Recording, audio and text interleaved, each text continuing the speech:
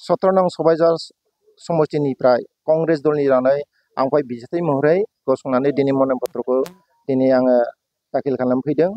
बेनिखायनो सबाइजार समष्टियाव जिहेतु जौगालु हाबाफारि बे जौगालु हाबाफारिखौ लानानै रायजो राजाफ्रा खौसेयै आंखौ खावलायनायनि गेजेरजों आं दिनै बे सबाइजार समष्टिनि माखासे जौगालु खामानि मावनायाव आं आगान सुरदों आरो रायजोफ्रा बेखौनो बस' खालामदों जाहाथे बे जौगालु खामानिनि सायाव माखासे गिबियाव जाय माखासे BPF आरो UPPL आरो BJP बे दोलोफ्रा जौगालु खामानि मावनायाव फ्राय मावनो हासुमाखै। बेनिखायनो रायजोफ्रा बे हासुङिनि जायैनो दिनै कंग्रेस दलाव लोब लोब फैनानै दिनै आंखौ बिजाथि महरै सायख'नानै जों देरहानायनि सबाइजार समष्टियाव कंग्रेसनिफ्राय देरहानायाव आं जितु मोनदांनो मोनदों गासै 40टा समष्टि होदोंमोन गासै BTC आव।